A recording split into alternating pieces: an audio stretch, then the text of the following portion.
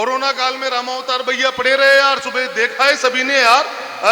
जहां पर शमशान घाट के बाहर भाई साहब लोकेश जी, दिनेश जी, कोरोना काल में पड़े रहे लोग, लाशें पड़ी रहती थी यार शमशान घाट के बाहर रामावतार जी। अरे लाइनें लगी रहती थी यार, जलाने की जगह तक नहीं मिलती थी।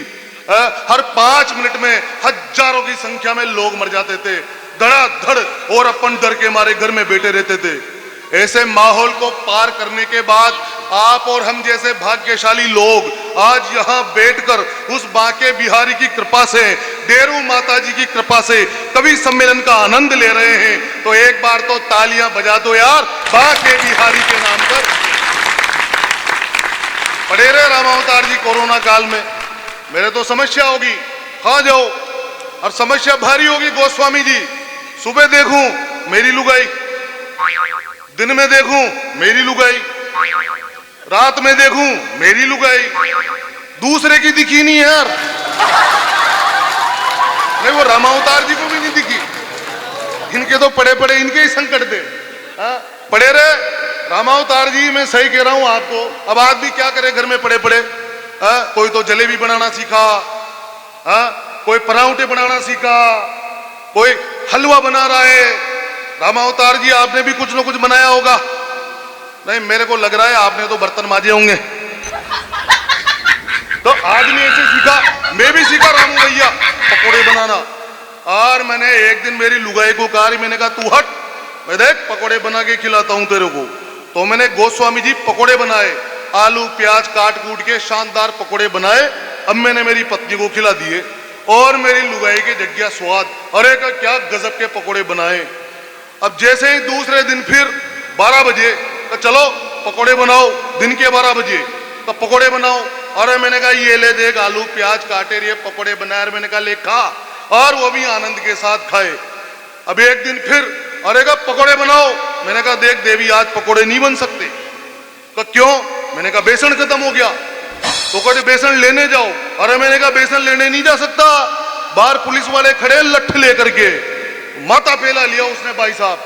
गया मैं पुलिस से बचते बचाते बेसन लेने आया, जो बेसन वेसन तो वहीं रह गया, सूजी लेकर के आया। ऐसी ऐसी घटनाएं हो जाती है। कहां जाओगे कोरोना काल में।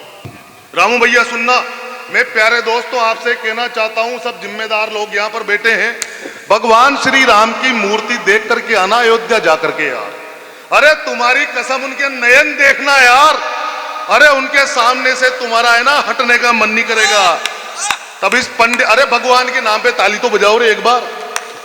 तब इस पंडित ने लिखा, रामू भैया गोस्वामी जी सुनना, आप राम भक्त बैठे यहाँ पर, मैं कह रहा हूं आपको कि नयन नशीले भाव भक्ति काहे रस देखो, नयन नशीले भाव भक्ति काहे रस देखो, डूब गया सारा संसार राम नाम में। नयन नशीले भाव भक्ति काहे रस देखो, डूब गया सारा संसार राम नाम में। 4 धाम 33 कोटि देवता प्रसन्न हुए, जीव को आनंद है जीवात्मा के काम में। जिंदगी में झंझटों का ट्रैफिक फंसा है सुनो, पार कर लोगे ना फंसोगे तुम जाम में।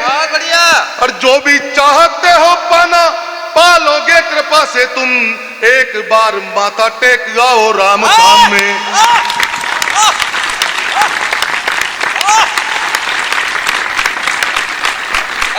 दो कोटि के लोगों ने, चोटों ने भारत में राम जी के होने के सबूत मांगे रामू भैया।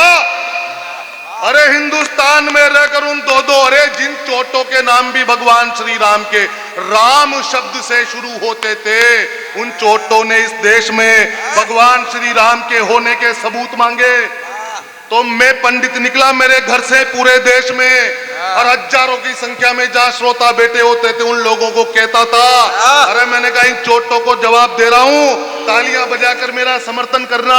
तो मैंने कहीं पर लिखा कि मर्यादा की रेखा यदि लांघी नहीं जाएगी तो सीता के चरित्र पे सवाल नहीं करेंगे, और भाई की बहू को यदि बेटी मान लेगा बाली, पिता तुल्य भाई पे बवाल नहीं करेंगे। अरे कैसे होगा महाभारत, लंका भी नहीं जलेगी, पांडव हनुमान आके लाल नहीं करेंगे। और आस्तीन के सांपों से यही कहना है मेरा, औकातों में रहोगे हलाल नहीं करेंगे। शादी वाली पहली रात में लगा ली वाट, मैंने घूंघट उठाया देखा दुल्हन काली है। बाबा करो। शादी वाली पहली रात में लगाई वाट, मैंने घूंघट उठाया देखा दुल्हन काली है। और मैंने सोचा किस्मत में जैसी थी मिल गई, अब यही धर्म पत्नी है घर वाली है।